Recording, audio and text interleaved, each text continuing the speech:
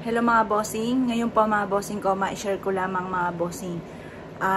Ito napatunayan ko kasi may napanood din po ako mga bossing ko na isa sa mga Chinese at meron din kaibigan ko na nakapagkwento sa akin.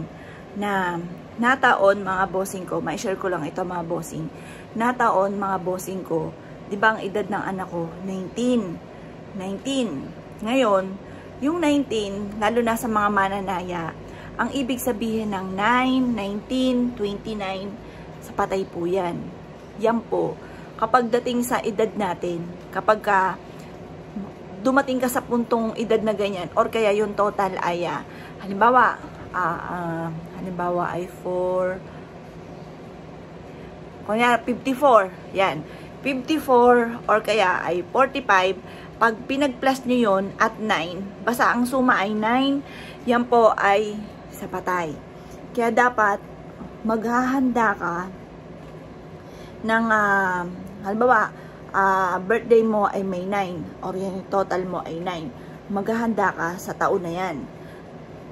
Ngayon, nagkataon naman mga bossing ko, naalala ko lang dahil nakakwentuhan ko saktong-sakto ngayon yung kaibigan kong Chinese at dahil ako'y mananaya, alam ko rin naman po mga bossing ko yung mga anunsyo. Ngayon po, ay ako'y kinalibutan dahil sakto nga po ang anak kong si Jovelyn ay 19 po siya nung siya ay nawala. Ngayon, dahil nga po yung anak kong bunso ay saktong 19, parang laging iniaadya mga bossing ko, sakto ay 19 dahil nagkaroon kami ng problema bago sumapit yung 19 nung gabi, parang gusto niya nang sumama sa boyfriend niya dahil yung ex po niya na nagwawala po yan na ayoko talaga doon kasi nga po alam ko nananakit. Wala namang magulang na magugustuhan yung ganong sitwasyon. Ngayon po, ang nangyari ay dahil sa umiyak yung anak kong bunso, first time na umiyak, dun ko lang narinig na talagang umaatungol po siya ng iyak na ayaw niyang umalis yung ate po niya. Ayun, anong kinabukasan, sinugod na namin siya sa ospital kasi nga po hindi po siya makalakad. Ngayon, ang nangyari naman mga bossing ko, etong anak ko, dahil may naliligaw nga at parang feeling ko, at saka sa aura pa lang nung tao na naliligaw sa kanya, yung present niya ngayon na si Oli, ay nagustuhan ko kagad. Sabi ko, anak, magaan yung loob ko doon sa tao. Kung ako sa'yo, huwag mo nang patagalin, sagutin mo na. Ako mismo pa ang nagpupush sa kanya kasi gusto ko nga na makalimutan niya yung mga pangit na nakalipas po niya. Ngayon, dahil ako naman mga bossing, gusto ko talaga hindi mo na magkaroon ng boyfriend yung anak ko. Kaso lamang, nagkaroon po siya ng boyfriend, hindi ko mapigil-pigilan mga bossing. Ayaw ko man dahil gusto ko makatapos muna siya, gano'n naman talaga mga magulang, kaso hindi ko mapigilan. Ngayon mga bossing, gusto ko, sagutin niya na ng maaga. Sabi ko, sagutin mo na mga 5 or kaya mas maaga pa, or kaya ay mga 3 or kaya po, yung mga ganong kaya 7, sagutin na. Nagpa-ano-ano pa sila, ayaw pa sagutin. Nagulat na lang ako mga bossing ko, sinagot niya ay sakto 19. Sabi ko sa kanya noon, ayoko ng mga numerong 9. Kasi 9, sa patay nga po yan. Saktong-sakto ay edad niya ay 19. Napatalon po ko, napaano ko sa kanya, napamura pa nga po, totoo yan, napamura pa ako.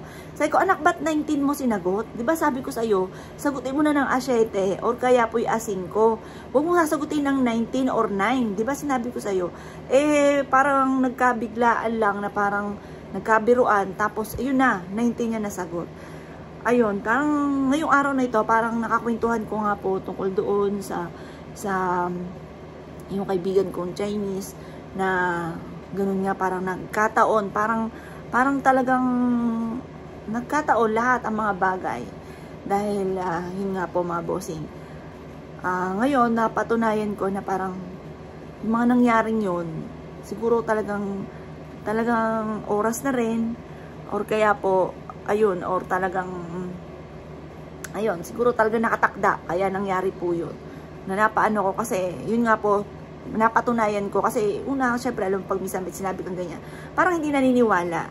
O ngayon may nakakwentuhan ako, napaano ko, sabi na nga wag ganun nagkataon, yun nga po mga bossing ko ay nagkataon na 19 niya sinagot at 19 years old din po siya.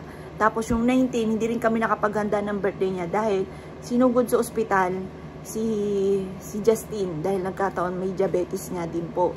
Yan. Tapos, ito, ma-share ko lamang kahapon dahil nagluto nga po ako, ang dami kong ginawa. Iba na rin po kasi yung katawan natin eh. Lalo't marami tayong iniisip. Parang humihina na rin yung katawan po natin. Nagkaroon nga po ako ng vertigo. Ang nangyari, nakatulog ako ng bago mag-12. Parang nakatulog ako mga 10:30. Tapos nagising ako mga 11:20. Nagulantang ako kasi napanaginipan ko si Joey naman kahapon. Kada may okasyon, Pasko, at saka bagong taon, kahapon, dama ko magpaparamdam siya sa akin. Ngayon, kasi nung Pasko, saktong 12, napanaginipan ko siya, sabi niya, Mami, nandito lang ako, hindi ako maalis.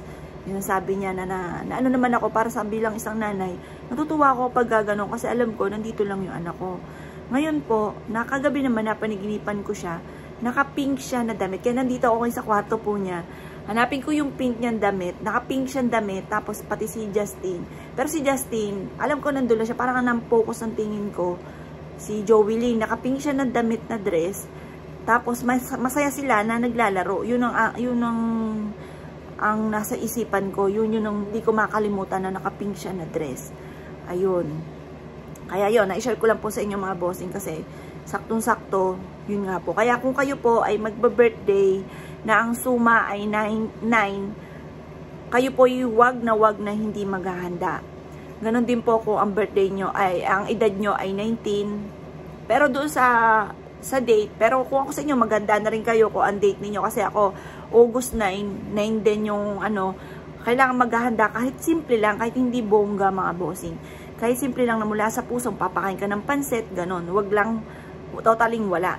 Lalo-lalo na kung ang edad po ninyo ay suma ay 9 or kaya po ay 19 or 29 or kaya po ay 9, ayun nga po, 9, 19, 29, yung numerong yan, yun, lalo-lalo na sa mga mananaya, alam po yan, sa patay po yan.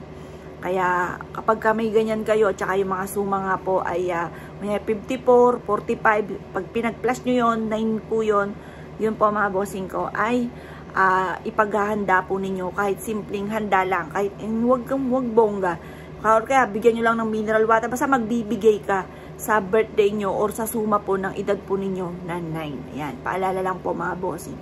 Kasi gano'n yung sinapit ng anak ko, hindi sila naniwala sa akin kasi nga po parang yung anak ko, alam ko, naniniwala, pero hindi ko alam kung bakit gano'n, parang bigla na lang ganun. Baka talagang panahon na rin po niya talaga or kaya talagang hanggang doon lang talaga siya biglang napaano. Kasi kung pagtutugma-tugmain ko na kaya hindi kami nakapaghanda pero ang ganda pa ng plano namin na pagpunta kami sa hotel pa nga kami, ganun.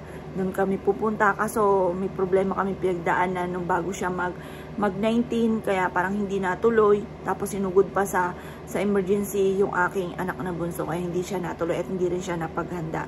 Nagulat lang ako mga bossing ko pero binilhan ko siya ng regalo na gusto niyang bag. Ang gusto pa nga niyang bag ay eto. Hindi ko nakakalimutan. Sabi po niya, Mami, bilhan mo ako ng bag. Gusto ko to. Ito sa guest niya binili kasi wala naman daw akong gift sa kanya nung ano nga po. Yan, sa guest namin binili. Na may katernong wallet. Yan, may katernong wallet to. Yan yung gift ko sa kanya nung tsaka damit. Bumili rin siya ng damit. Yan. Lagi naman may gift po yan. Kaya kahit walang okasyon, lagi siyang may mga bago. Yan. Ito, tanda-tanda ko.